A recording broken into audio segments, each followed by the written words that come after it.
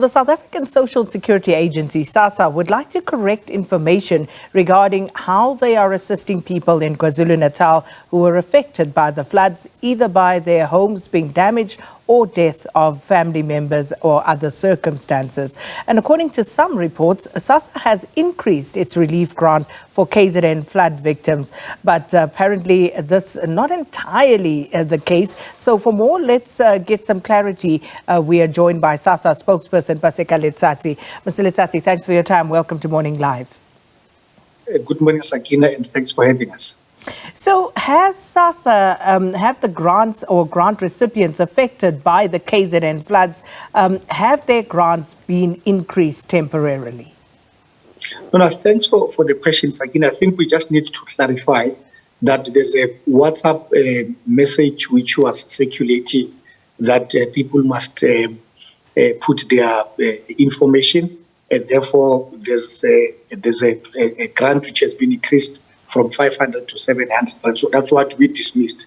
But what we want to clarify is the fact that the social relief of distress, as we speak, it's about 1,980, and this is not. This does not apply only to KZN. It applies to the whole country. There were some disasters in the Eastern Cape and in the Western Cape. So we just want to remove the myth that it's a KZN social relief of distress.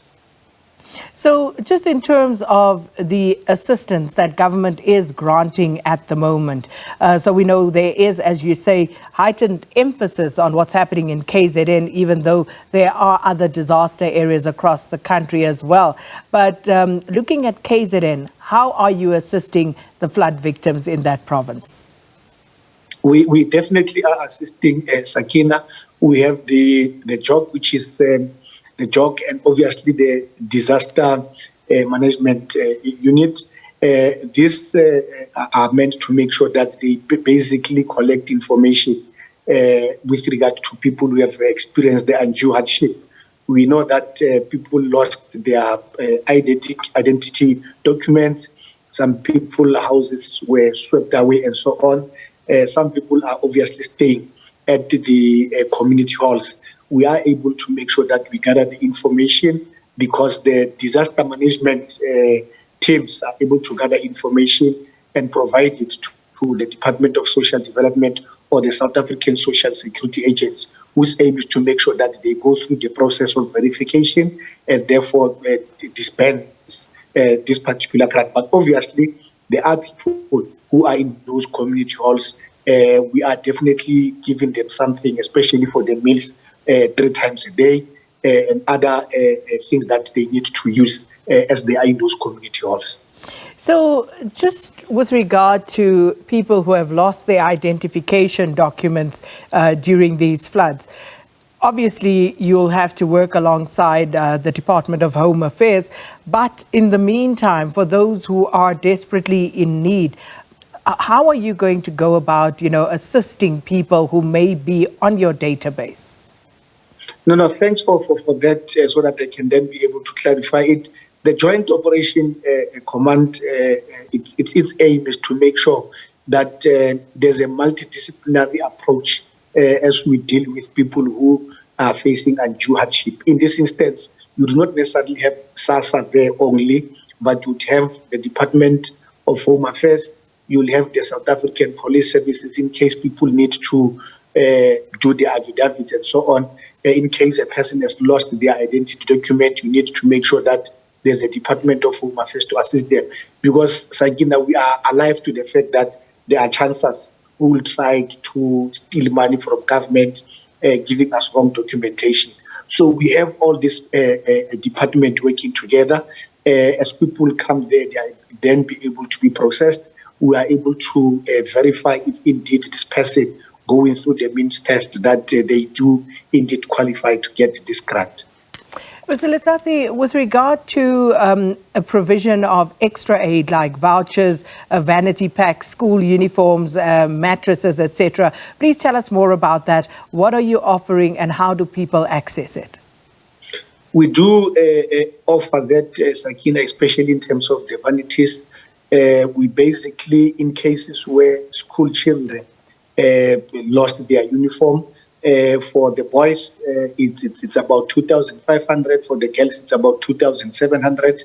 This is meant to make sure that people are able to buy the uniform. But obviously, when that particular application is made, we work very closely with the cooperatives to make sure that we get uniform to those affected families. The intention here is to make sure that Sakina, we soften the blow of the disaster which happened, especially in KZN and in other areas.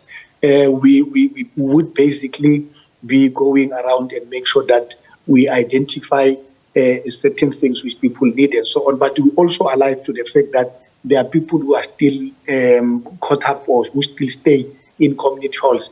And in some instances, Sakina, we know that we got a complaint that the vouchers which you give to people basically exclude certain things. There's someone who was saying that if you give me a voucher that I must buy food, and you know that I don't have a stove, I don't have pot to cook, and we are making amendments to accommodate that.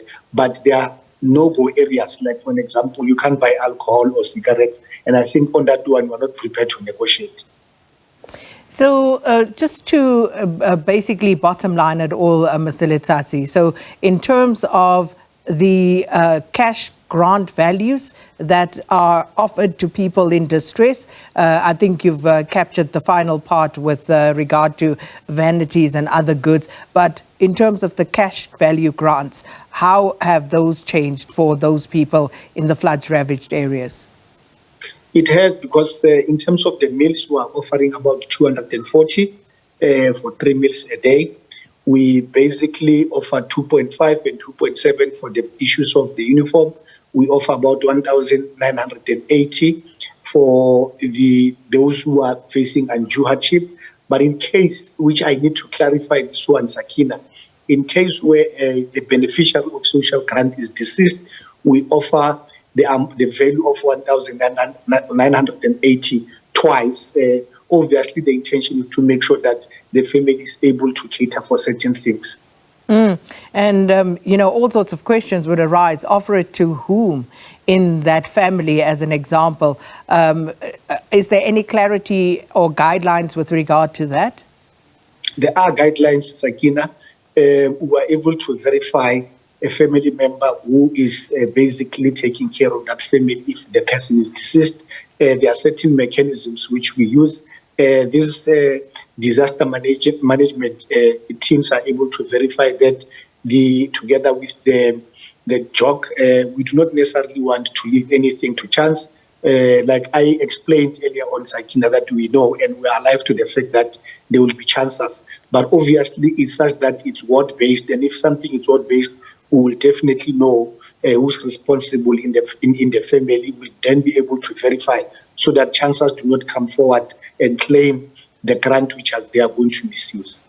And just a final question, how do people go about accessing the services and or information?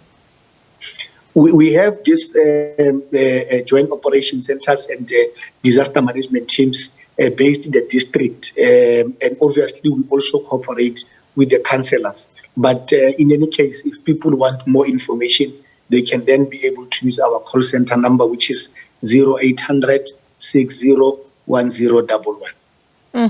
As you say that, I just had palpitations, Mr. Letsatsi, because people always tell us those lines are not answered. But I will speak to you off air as well, just to see if there are other means of communication or ways in which the information can be disseminated to the broader public.